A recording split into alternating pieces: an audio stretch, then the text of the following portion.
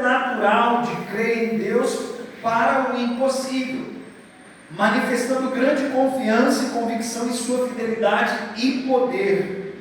A compreensão, mais do que fé salvífica comum, esse dom se refere a uma fé especial que capacita o crente a ver e realizar grandes coisas para Deus. Irmãos, esse é um dom que eu sou apaixonado por ele.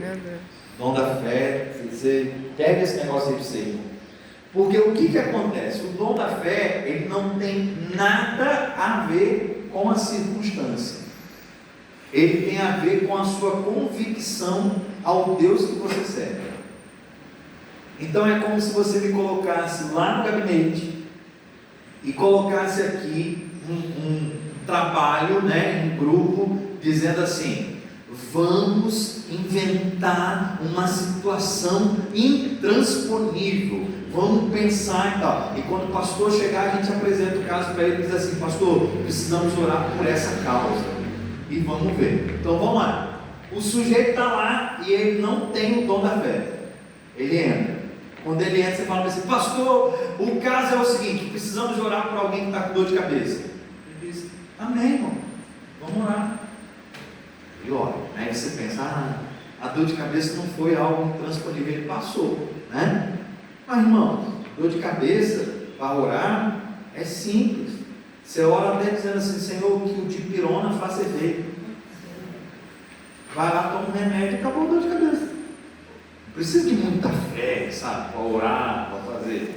É uma montanhazinha bem baixinha, né? Que no céu do céu, todo mundo: ai, tô com dor de cabeça, vamos orar. Orar com dor de cabeça, eu fico: gente, tem remédio. Mas ora, porque o remédio pode não funcionar, né? O remédio pode não funcionar. Pela minha pode orar. O remédio não dá conta, Nem né? tudo é oração. A oração faz parte, ela é a condução. Você ora por remédio, por exemplo, vai que aquele remédio ali vai te dar uma alergia, um negócio, vai morrer. Não valeu a pena orar antes? Também. Então vai, ora. A oração não faz mal para ninguém. O pastor Edson dizia que oração em canja de galinha não faz mal para ninguém, né? Pode orar. Agora, olha a situação. Você fala: não, o pastor passou nessa, foi fácil. Pastor, volta para lá, eu fui para lá. E vocês problematizaram a situação e falaram: pastor, olha só, a gente precisa do senhor ore. Fala, o que é? Tem uma pessoa que está na UTI e o médico diz que tem 24 horas de vida. Irmão, não parece que precisa de mais fé? A gente vai falar: 24 horas é pouco tempo, né? O que eu quero que vocês percebam? A pessoa que tem o dom da fé, ela vem junto com o picolé, irmão, e fala: o que é? Fala: fulano está na UTI, só deu 24 horas. Fala: deixa eu chupar o picolé, a gente ora daqui a pouquinho. Para ela estar tranquila, porque não é a circunstância, é a convicção no Deus que ela serve. O Deus que nós servimos cura a dor de cabeça? E se for o propósito dele, ele tira a pessoa da UTI? Irmão, que diferença fez para Deus? Nenhuma. Então o exercício da fé é isso. Por que Abraão, a gente até pregou sobre Abraão domingo, né? Por que Abraão é considerado o pai da fé? Irmão, sai da tua terra, da tua parentela, vai para o lugar que eu te mostrarei. Não é um negócio pequeno não, irmão. Mas o sujeito tem uma convicção tão grande que, Deus mandou, estou seguindo a ele, está resolvido. Agora, Abraão, vamos para o próximo nível, né? Você passou de fase. Agora me dá o seu filho, né? Em sacrifício, o seu único filho. De boa, Senhor, vamos para Isaac, pega a lenha. Você não vê Abraão dizendo assim: isso não, Deus, aí também não, aí eu não tenho fé para isso, eu não dou conta. Você não vê. O comportamento dele é: eu creio com convicção, eu exerço fé naquele a quem eu sigo. Deu para entender? Por isso, irmão, o desafio é alguém que tem fé não, tá? Então você vai ter que acompanhar a gente com as loucuras de Deus aí. O desafio é quem tem fé não. Quem tem fé, de boa, resolve a vida, né? O jeito fala: pastor, vamos. Ai meu Deus, era brincando. Então o desafio é não, né? Quem tem fé tem convicção. Se Deus der uma direção, faz sem problema algum. Vamos para o próximo então. discernimento de espíritos. Isso aqui é importante, tá, irmão? Na vida da igreja é essencial. O que é o conceito? A capacidade sobrenatural de distinguir entre verdade e o erro, entre o que é de Deus, do homem ou de fontes malignas. Tem 3 vertentes, né? Veio de Deus, veio só do homem e é do diabo esse negócio aí. Gente, só quem tem esse dom para conseguir fazer com tanta clareza. Como que a gente compreende ele? É crucial para proteger a igreja dos enganos e falsas doutrinas, permitindo que os crentes identifiquem a origem e a natureza das influências espirituais. No dia a dia da igreja, pode se levantar alguém que você olha e diz assim: nossa, que pessoa espiritual, né? Quem tem discernimento do espírito fala: vai não. Aí você vai dizer assim: nossa, fulano tem uma birra pro ciclano, né? Não, é porque talvez fulano está vendo que você não está vendo. Tem um dom espiritual, capacidade de discernir o espírito. Você sai fora disso aí, vai dar problema para você. Fala: mas como dá problema? Não. Vocês lembram do caso que a gente já contou aqui, eu e o pastor Rodrigo, do que nós vivemos lá no Rio de Janeiro com os adolescentes? Vocês lembram desse caso? A Elora estava na igreja da não, né, Elora? Então vamos lá, gente, conta só para a Elora essa vez, né? Aí vocês escutam aí só porque eu estou falando no microfone. O que aconteceu, Elora? A gente fazia parte da mesma igreja no Rio de Janeiro. E em um culto nosso normal, uma pessoa ficou possessa na hora do culto. Isso já causa, né, um estardalhaço na igreja, porque as pessoas olham, ficam assustadas, né?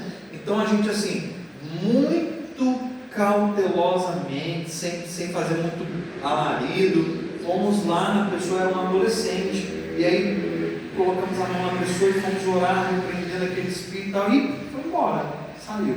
E a gente pensou: vida que segue, o culto está de boa, né? Não. Quando a gente foi se concentrar no culto de novo, estava na hora do louvor, o pastor estava lá na frente pregando, o pastor nem veio orar, porque tinha gente, né? Então, outra pessoa, um outro adolescente, ficou possesso. E aí a gente pensou: meu Deus do céu, né? Isso não é comum na igreja. Aí nós fomos lá orar. E oramos, era eu, o pastor Rodrigo, o pastor Marco, estava todo mundo lá. E fomos orar e ficou uma guerra ali, uns minutinhos a mais, e saiu também. Uma terceira pessoa ficou lá e falou: não, tem um negócio estranho aqui. Quando nós fomos orar por esse terceiro lá, aconteceu uma coisa para mim nunca mais esquecer na vida. Ao mesmo tempo, saiu e voltou para o terceiro e pegou em todos os adolescentes da igreja. Todos. Parecia uma loucura assim. Aí nós ficamos desesperados. O desespero foi muito grande. Porque assim, mesmo quem tem experiência no mundo espiritual, não é uma coisa que você sai de casa e fala assim: tem um demôniozinho para expulsar hoje, né? Não é uma coisa que você pega, né? Então assim, é uma situação que causa um pânico, um pavor, porque você está lidando com o mundo espiritual, né? Então nós olhamos um para a cara do outro. Aí o pastor já não sabia mais se ele continuava o louvor, porque do tipo, eles precisam de reforço, né? Acho que eu vou parar todo mundo do louvor e tal. E aí o pastor deu uma direção lá de cima, aí ele falou bem assim: irmãos, fiquem ligados no espírito. Mas ninguém queria fechar o olho, né? O negócio foi acontecendo no meio da igreja, né? Estava tudo estranho ali. Mas conclusão, nós fomos nos dividindo. 2 vai um vai no outro, tal, porque era muito adolescente, a igreja era lotada de adolescente. E nós fomos orando, aí foi aquelas intercessões ao mesmo tempo, orando, repreendendo, mas não dava para a gente saber o que estava acontecendo. A nossa única percepção era um monte de gente endemoniada de uma vez e tudo adolescente. Isso a gente conseguiu perceber logo de cara, só de olhar, mas a gente não percebia mais nada. Até, irmãos, que foi cansativo, tá? Ficamos minutos orando. Aí essa hora parecia que não ia sair de ninguém mais, mas foi uma guerra. E passa 1 minuto, passa 2, passa. E esse tipo de coisa, se passar 1 minuto, você acha que passou 10, né? E aí nós vamos lá, nós ficamos ali naquele momento de guerra, mais de 10 minutos, e não saía nada de ninguém, nada. De repente, a gente já exausto, cansado, a gente deu uma olhadinha. Tinha uma cadeira lá na frente, com um adolescente sentadinho. Meu Deus. E ele não estava como todos os outros. Caramba. De boa, sabe? Olhando para frente, o culto e sentadinho. Na hora, nós não dava para falar, a gente estava orando pelos outros. Na hora, os olhares nossos foi tipo assim: você está vendo o que eu estou vendo, né? Foi todo mundo junto. Deus deu uma clareza espiritual para todo mundo. Pastor Rodrigo, eu, pastor Marcos, o Márcio Lima que estava lá, então, todo mundo entendeu a mesma coisa. Nós soltamos os garotos. Tipo, fica você aí com o demônio aí enquanto a gente vai resolver essa parada. E a gente veio todo mundo no menino. Caramba. Só que esse menino não tinha nada nele, não tinha, estava de boas. A gente chegou e foi tipo a tropa de elite, né? Nós juntamos ao redor dele e começamos a orar. Começamos a orar. Aí a oração, você precisa de discernimento de espírito. A oração já foi o seguinte: Deus, traz à tona. A gente já entendeu assim, esse menino, como que pega todo mundo de menos em um? O que os outros têm a menos do que esse, né? A gente conhecia as pessoas, então Deus, traz à tona, traz à tona, traz à tona, e ele orando, manifestou no menino. Quando manifestou no menino, todos os adolescentes da igreja caíram. Meu Deus. Ou seja, liberou todo mundo. Mas a gente entendeu. Se tinha para cada um, se todo mundo está liberado, e esse agora manifestou, Legião. você imagina que galera está nele? Caramba. É legião. É legião. A Bíblia fala sobre isso. E aí nós começamos a interceder a Deus para que ele fosse liberto da legião de demônios Meu Deus. que estava nele. E nós gastamos mais uma meia hora orando só pelo garoto. E orando. Depois disso tudo, né, foi uma das batalhas espirituais mais difíceis que eu vivi naquela época. Depois disso tudo, saiu. Não teve mais culto, né? Acabou o culto. Meu Deus. Não tinha como ter culto mais. Todo mundo foi para casa, tipo, olhando para o lado, né? Meio assustado ainda, né? Mas fomos. Uma semana desse dia até a gente ficar sabendo de tudo. O que era de tudo?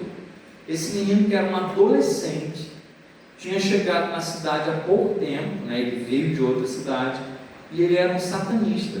Meu Deus. Adolescente. Ele tinha ido para a igreja com o objetivo de destruir a igreja, em uma missão diabólica. Caramba. Então, o diabo o encarregou de uma missão de destruir a igreja. E qual foi o propósito dele? Pegar os adolescentes e começar por eles. Meu Deus. Aí nós começamos a viver, igual quando o pessoal vai fazer aquelas investigações criminais, que vai chamando o povo do depoimento.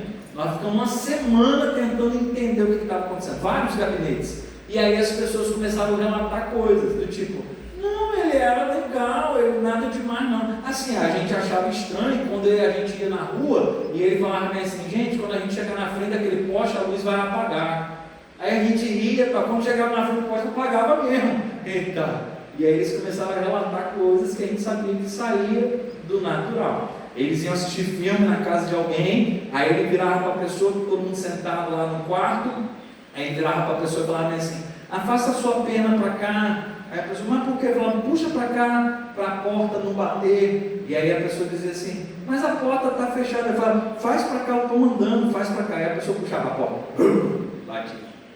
E aí eles olhavam para ele, só que eles achavam que era algo natural. Eles nunca se ligaram, né? Do adolescente, do novinho, nunca se ligaram que era algo sobrenatural, mas era. Então olha só, durante muito tempo naquele movimento a gente estava fazendo o que imaginava ser certo, mas não tinha dimensão, né? E aí o discernimento do Espírito é ele, é lá. E aí você vai e faz. Você imagina, irmão, se a gente não entende isso do ponto de vista espiritual, a pessoa imagina que é preconceito, né? Meu Deus, o pobrezinho lá, vocês acharam que ele tinha demônio, foi todo mundo nele, deixaram os outros. Não, é discernimento de espírito. É você entender como que funciona a coisa. Está dando para compreender? Perguntas?